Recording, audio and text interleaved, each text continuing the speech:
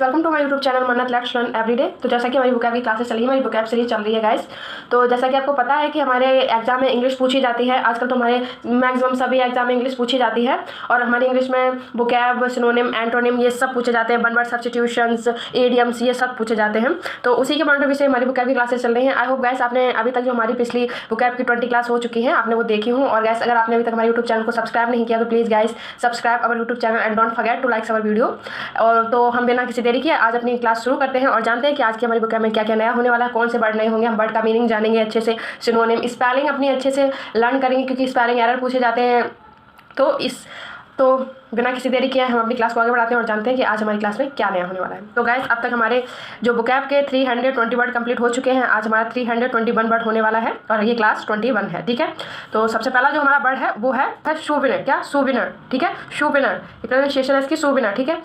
SOUVENIR शूविनर। अब इसका मतलब क्या होता है? सूविनर का मतलब होता है a reminder of past event, यानी कि सूविनर का मतलब होता है यादगार, यानी कि रिमाइंडर ऑफ पास्ट इवेंट, यानी कि जो हमारा पास्ट का कोई हमारी ऐसी कोई घटना रही हो जो किसी व्यक्ति या किसी स्थान से संबंधित हो, वो चीज़ हमारी एक जो उस चीज़ की याद दिलाता हो, ठीक है। कोई ऐसी यादगार चीज़, यानी कि किसी ने कुछ आपको दिया हो तो जब आप उस चीज़ को देखते हैं तो आपको उस चीज़ से जुड़ा हुआ इवेंट या कोई पर्सन वो याद आ जाता है, ठीक है। उसे कहते हैं सूविनर, ठीक है। नेक्स्ट हमारा वर्ड है पोल्ट्री। क्या? पोल्ट्री, PALTRY पोल्ट्री, ठीक है। पोल्ट्री का जो मतलब होता है वो होता है ऐसी चीज़ जो मात्रा में बहुत कम हो, जिसे हम कह सकते हैं तुच्छ या फिर बहुत कम, ठीक है, उसे पोल्ट्री कहते हैं। इसके सिनोनिम्स क्या है? नेग्लिजिबल या फिर ट्रिपल या फिर इनसिग्निफिशिएंट, ठीक है। नेक्स्ट हमारा वर्ड है एफ्लिक्शन। क्या? एफ्लिक्शन, ठीक है। AFFLICTION affliction. एफ्लिक्शन का मतलब होता है a state of great suffering, यानी कि एक ऐसी अवस्था जो दर्द और पीड़ा से भरी हुई होती है। कैसी? दर्द और पीड़ा से भरी हुई जो अवस्था होती है उसे कहते हैं एफ्लिक्शन, ठीक है। इसका सिनोनिम क्या है? एग्नी, ठीक है। नेक्स्ट हमारा वर्ड है लीनियंट। क्या? लीनियंट, LENIENT लीनियंट, ठीक है। लीनियंट का मतलब होता है अ पर्सन विथ टॉलरेंस या फिर हम नॉट स्ट्रिक्ट कह सकते हैं।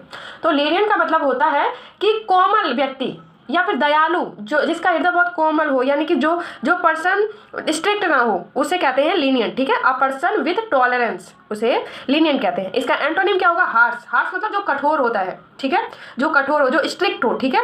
तो नेक्स्ट हमारा वर्ड है डिस्टॉर्शन। क्या? Distortion, DISTORTION distortion. डिस्टॉर्शन का मतलब होता है अफेक्ट समवन्स फीलिंग और थॉट या फिर टू डैमेज द अपीयरेंस, ठीक है, टू डैमेज द अपीयरेंस, यानी कि किसी इंसान के फीलिंग्स, जो उसकी भावनाएं होती हैं या फिर उसके विचार होते हैं, उसे प्रभावित करना, उसे अफेक्ट करना, या फिर हम कह सकते हैं कि कोई चीज़ है जिसकी अपीयरेंस को डैमेज करना, तोड़ फोड़ करना, ठीक है।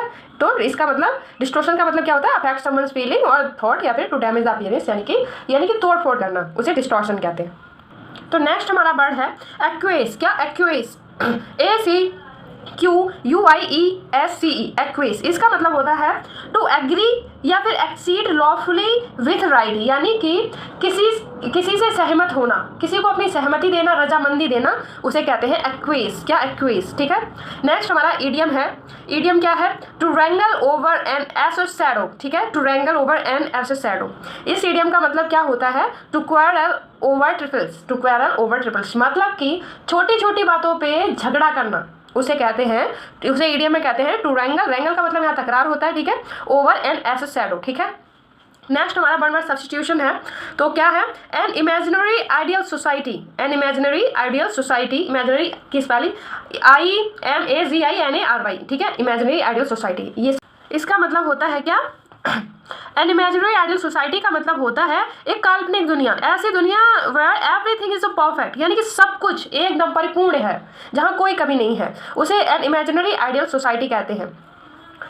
तो उसके लिए वन वर्ड सब्स्टिट्यूशन क्या होगा? यूटोपिया। क्या? यूटोपिया, ठीक है, UTOPIA यूटोपिया। नेक्स्ट हमारा वर्ड है ओवर्ट। क्या? Overt, OVERT। ओवर्ट का मतलब होता है नॉट हिडन या फिर हम कह सकते हैं क्रिस्टल क्लियर एविडेंट, यानी कि जो छिपा ना हो, जो स्पष्ट रूप से स्पष्ट होता है उसे ओवर्ट कहते हैं, जो क्रिस्टल क्लियर होता है, ठीक है, जहाँ कुछ भी बिल्कुल हिडन नहीं है, एकदम साफ साफ चीज़ें स्पष्ट होती हैं, उसे ओवर्ट कहते हैं।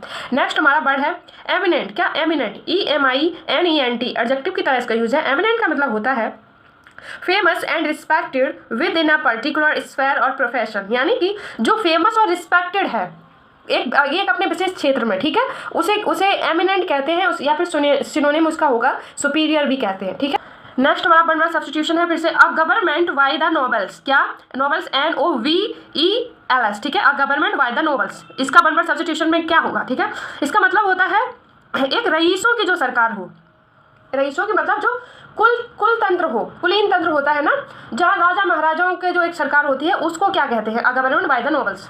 तो उसे कहते हैं एरिस्टोक्रेसी। क्या? एरिस्टोक्रेसी, ARISTOCRACY, एरिस्टोक्रेसी, ठीक है।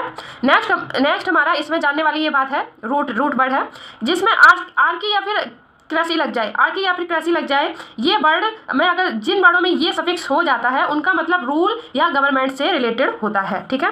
नेक्स्ट हमारा इडियम है ऑल एगोग। क्या? ऑल एगोग, इसका मतलब होता है इस रेस्टलेस होना, यानी कि बेचैन होना, ठीक है।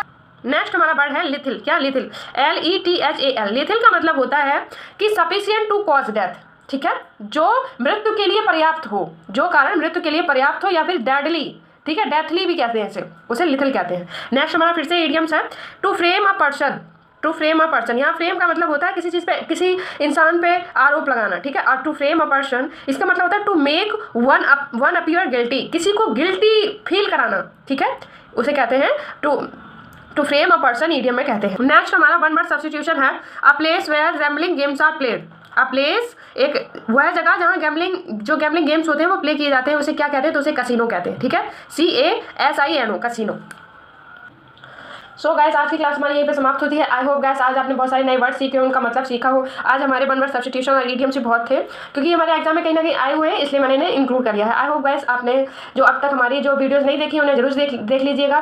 तो आई होप आपको ये आज का सेशन हमारे वोकैब की सीरीज अच्छी लगी हो और आपने कुछ नया सीखा हो जानो। So thank you so much guys for watching this video, and मिलते हैं हमारी नेक्स्ट क्लास में वोकैब की। So thank you so much guys for watching this, take care, thank you.